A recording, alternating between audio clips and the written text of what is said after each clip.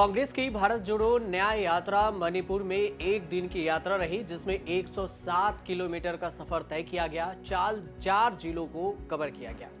यहीं से इस यात्रा की शुरुआत भी हुई है। मणिपुर में लोकसभा की कुल 2 सीटें हैं और विधानसभा की 60 सीटें। हालांकि 2014 में ये दोनों लोकसभा की सीटें कांग्रेस ने जीती थी, लेकिन 2017 के विधानसभा चुनाव में राज्य के 60 में से 21 सीटें जीतकर बीजेपी ने नागा पीपुल्स फ्रंट और नेशनल पीपुल्स पार्टी के 4 विधायक की मदद से सरकार बनाई। 2022 का समीकरण भी कुछ और रहा, लेकिन अब राहुल गांधी की अगुवाई में वहां से भारत जोड़ो न्याय यात्रा निकाली गई है। तो सवाल एक ही कि क्या राहुल गांधी की भारत जोड़ो न्याय यात्रा से चुनावी फायदा होगा? अगर होगा तो कितना कांग्रेस को, और अगर नहीं होगा तो बीजेपी इस बार कैसे बाजी मार सकती है?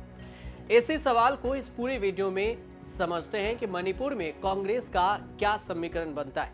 29 जून 2023 को भी राहुल गांधी मणिपुर गए थे, क्योंकि मणिपुर पिछले 8 महीने से ज्यादा वक्त से मैतेई और कुकी समुदाय के बीच हिंसा की चपेट में है।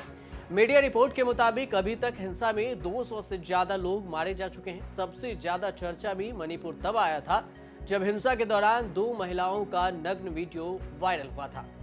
हिंसा बढ़ने के बाद राहुल गांधी मणिपुर में शांति और ढांढस बंधाने के लिए लोगों के बीच गए भी थे। कांग्रेस मणिपुर के हालात के लिए बीजेपी और प्रधानमंत्री मोदी को जिम्मेदार ठहराती रही है। तो अब यात्रा पर जब राहुल गांधी निकले तो बीजेपी के सीएम एन वीरेंद्र सिंह ने इस यात्रा को अशांति फैलाने वाला बता दिया है। एन वीरेंद्र सिंह का कहना है कि राहुल गांधी की भारत जोड़ो न्याय यात्रा राज्य में अशांति फैलाएगी। तो वहीं दूसरी तरफ मणिपुर के लोगों और महिलाओं का कहना है कि हमारा मणिपुर जल रहा है। हमें उम्मीद है कि राहुल गांधी हमारी समस्याओं को जानेंगे, देखेंगे और उसके बारे में बात भी करेंगे।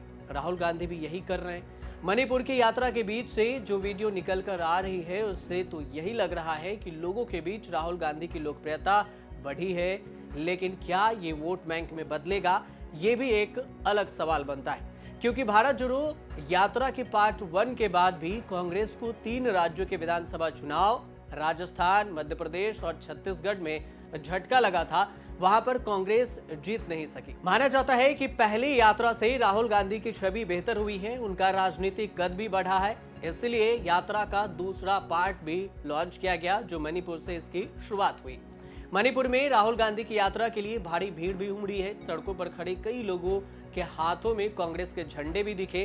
कार्यक्रम में पहुंचे लोगों में बड़ी संख्या में महिलाएं भी पहुंची थी। लेकिन वोट बैंक में कितना तब्दील होगा, यह सवाल बना हुआ है। राजस्थान, छत्तीसगढ़ और मध्य प्रदेश की जीत के साथ बीजेपी के 28 में से 12 राज्यों में सरकारें हैं, जबकि 4 अन्य राज्यों में इसकी गठबंधन की सरकारें हैं। कांग्रेस की 3 राज्यों में सरकारें हैं, जिसमें तेलंगाना में मिली ताजा जीत भी शामिल है। उसके अलावा कर्नाटक है। कांग्रेस की यात्रा ऐसे वक्त में हो रही है जब 28 विपक्षी दलों की इंडिया अलायंस के नेताओं के बीच में बातचीत जारी है। सीट शेयरिंग को लेकर लगातार चर्चे हो रहे हैं।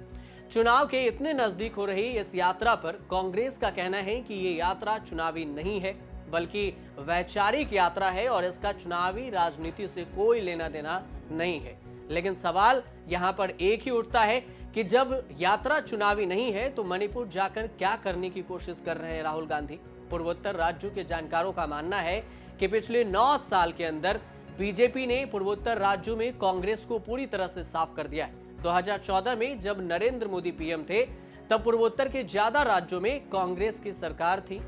अब लगभग सभी जगह बीजेपी और बीजेपी गठबंधन की सरकार है। अगले साल पूर्वोत्तर के अहम राज्य जैसे अरुणाचल प्रदेश, सिक्किम में विधानसभा चुनाव होने हैं। सिक्किम और अरुणाचल प्रदेश में बीजेपी गठबंधन की सरकार है। ऐसे में कांग्रेस पूर्वोत्तर में फिर से अपना कब्जा चाहती है। यही कारण है कि राहुल गांधी ने पूर्वोत्तर के जैसे मणिपुर में रास्ते तलाशने की कोशिश कर दी है और उधर बढ़ रहे हैं। कांग्रेस को इसका क्या फायदा होगा, यह समझना भी जरूरी हो जाता है। दक्षिण की तरह पूर्वोत्तर के राज्य भी ऐसे ही हैं, जहां लंबे समय तक कांग्रेस की पकड़ रही है। ऐसे में अभी भी यहां कांग्रेस को बड़ा फायदा हो सकता है। राहुल गांधी की भारत जोड़ो यात्रा का कुछ असर कर्नाटक में भी देखने को मिल चुका है। संभव है कि यह मणिपुर हिंसा के जरिए पूर्वोत्तर के राज्यों में कांग्रेस की पकड़ को मजबूत करने में कामयाब हो सकेंगे।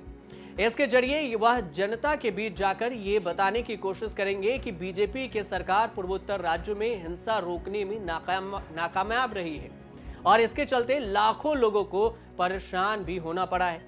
राहुल गांधी लगातार ये बातें सार्वजनिक मंच से भी बोलते नजर आए।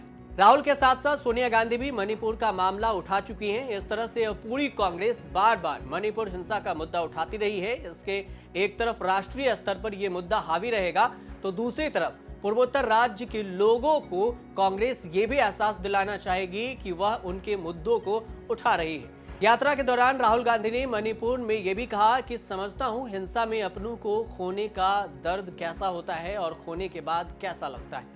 भारत जोड़ो न्याय यात्रा जिन राज्यों से गुजरेगी वहां पर लोकसभा की 350 से करीब सीटें आती है। इन सभी जगह पिछले 2 चुनाव में कांग्रेस का प्रदर्शन खराब रहा है। क्या राहुल गांधी की यात्रा इन क्षेत्रों से पार्टी की किस्मत बदल सकती है? तो इसे समझने के लिए समझिए कि 350 सीटों में से जो अधिकतर राज्य हैं उनमें 120 तो सिर्फ बिहार और उत्तर प्रदेश को जाता है। बिहार में आरजेडी जेडीयू एक ड्राइविंग फोर्स है। अगर यूपी में गठबंधन होता है तो एसपी ड्राइविंग फोर्स होगा। तो इन दोनों राज्यों में तो आप कह सकते हैं कि बहुत जरूरत नहीं भी होगी कांग्रेस के लिए। कांग्रेस एक सहयोगी के रूप में रहेगी। बाकी गुजरात की अगर बात करें तो गुजरात में बहुत ज्यादा उम्मीद कांग्रेस को नहीं है। अब जैसे महाराष्ट्र में जाएंगे तो वहां कांग्रेस की स्थिति अपेक्षाकृत बेहतर है। वैसे भी इंडिया की बाकी क्षेत्रीय दलों से जो नेता हैं उनका हमेशा यही आरोप रहा है कि जहां पर कांग्रेस और बीजेपी की सीधी टक्कर होती है वहां कांग्रेस बहुत बुरी तरह पिछड़ जाती है, जिससे बीजेपी मुकाबले में आ जाती। 2019 में भी आपने यही देखा होगा, 225 सीट में से 210 से 215 के आसपास बीजेपी ने जीती थी। तो ऐसे स्थिति में छत्तीसगढ़ और मध्य प्रदेश के भी दिख रही है कि वहां पर जीत बीजेपी की हुई। उड़ीसा में भी कांग्रेस की स्थिति अच्छी नहीं है कि इतने कम समय में और भी कुछ दिनों की यात्रा हो और इससे गठबंधन को फायदा हो सके। तो देखने वाली बात यह होगी कि इनमें से किन राज्यों में कांग्रेस ज्यादा ऊर्जा लाती है और कहां उनको लग रहा है कि बहुत ज्यादा फायदा होने वाला है। आप देखते रहिए न्यूज़ तक।